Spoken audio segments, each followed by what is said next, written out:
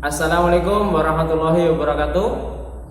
Anak-anakku kelas 5 ya, semoga tetap dalam kesehatan lindungan Allah Subhanahu wa taala. Amin ya rabbal alamin. Anak-anakku, kembali lagi kita belajar bersama, masih secara online ya, jarak jauh. Kita kali ini akan belajar materi masih tema 1 ya, sub tema 1 pembelajaran keempat. Oke anak-anakku, bisa dilihat slide yang ada di sebelah. Tujuan pembelajaran kita ya, kita akan belajar tentang kenampakan alam Indonesia yang beraneka ragam. Kalau kemarin kita sudah belajar tentang pulau-pulau yang ada di Indonesia ya, kali ini kita akan belajar kenampakan alam apa saja yang ada di pulau-pulau di Indonesia tersebut ya. Terus kondisi geografis masing-masing ya pulau ya, juga iklim yang ada di Indonesia. Selain itu juga flora dan fauna, hewan-hewan dan tumbuhan yang ada di Indonesia. Kita juga akan pelajari tentang ya hal-hal yang sesuai ataupun yang tidak sesuai dengan nilai-nilai Pancasila. Dan yang terakhir tetap ya seperti biasa kita belajar menentukan ide pokok bacaan. Oke, anak-anakku, marilah kita mulai pembelajaran kita pada hari ini dengan membaca bismillah bersama-sama. Bismillahirrahmanirrahim. Oke, anak-anak, tentunya kalian sudah tahu. Kemarin sudah dijelaskan bahwa Indonesia terletak ya sangat strategis di antara 2 samudra dan 2 benua. Ya, masih ingat berapa posisi astronomisnya? Oke, kalau lupa diulang lagi video yang kemarin atau dilihat bukunya. Oke, anak-anakku ya, kondisi ya masing-masing pulau itu berbeda-beda.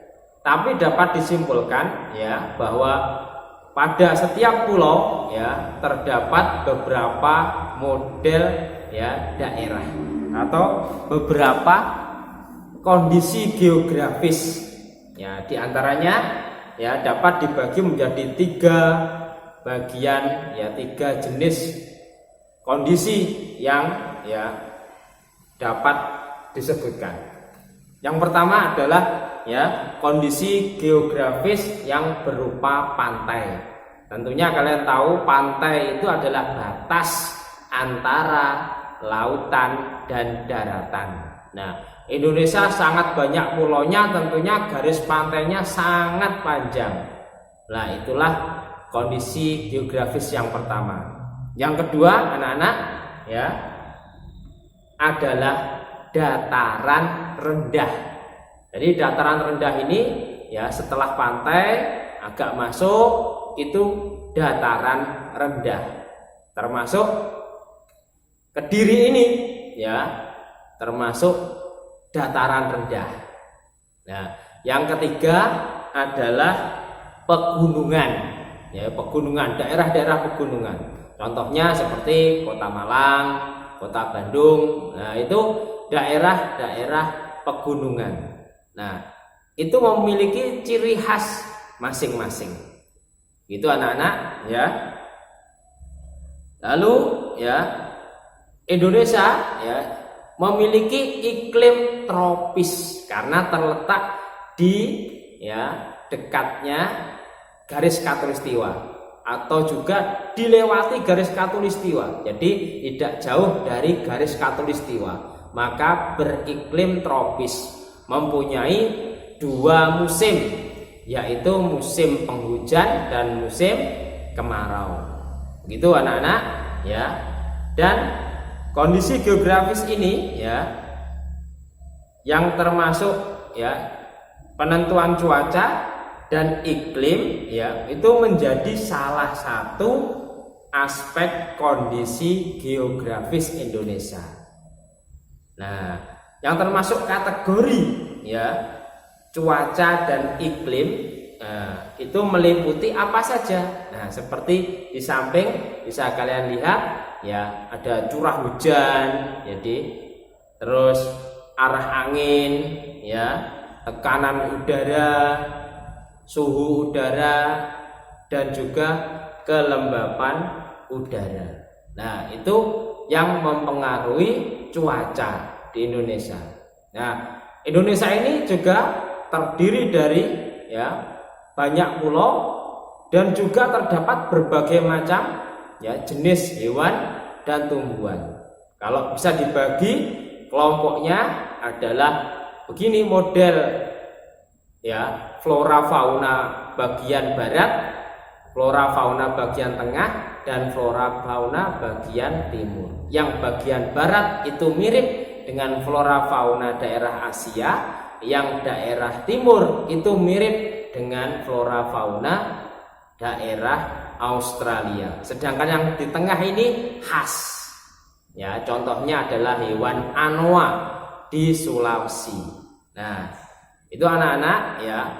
Dan Indonesia ini terdiri dari banyak pulau, banyak provinsi ya. Masing-masing provinsi tentu mempunyai ya kabupaten sampai ke desanya. Nah, ciri khas pedesaan itu adalah rasa gotong royong yang tinggi. Ya, kalian tentu pernah melihat ada kerja bakti ya, bapak-bapak di lingkungan kalian. Nah, atau juga ronda malam untuk menjaga lingkungan dari bahaya pencurian.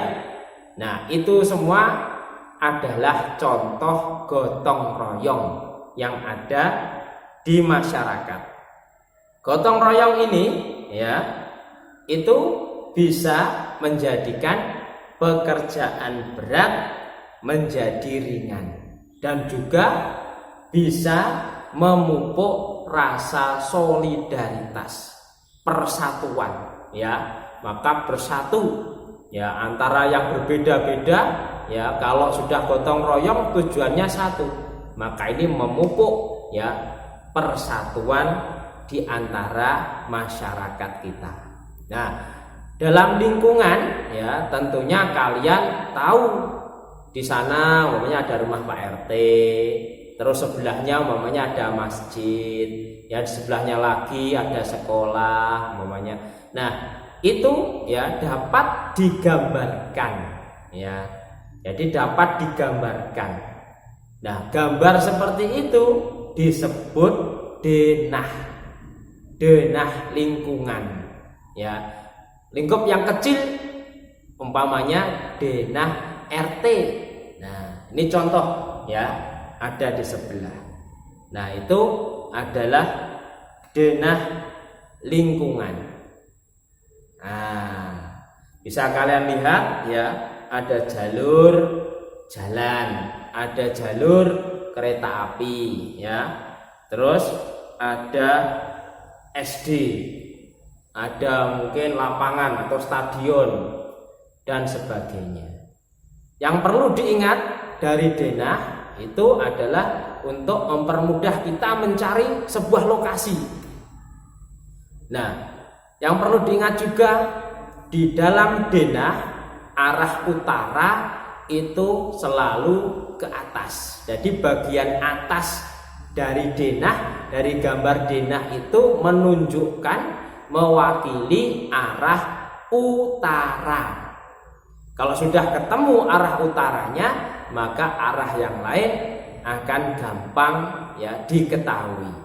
Sudah ketemu utara berarti sebelah kanannya adalah timur, sebelah kirinya barat, bawah berarti adalah selatan. Kalau sudah ketemu arah mata angin, maka sangat mudah untuk mencari lokasi yang dituju. Oke, begitu anak-anak, sedikit dari Pak Supri. Semoga dapat membantu kalian memahami ya materi pada pertemuan keempat ini. Selengkapnya bisa kalian baca-baca lagi di LKS sampean. Terima kasih atas perhatiannya ya, tetap bersabar dan terus belajar. Wassalamualaikum warahmatullahi wabarakatuh.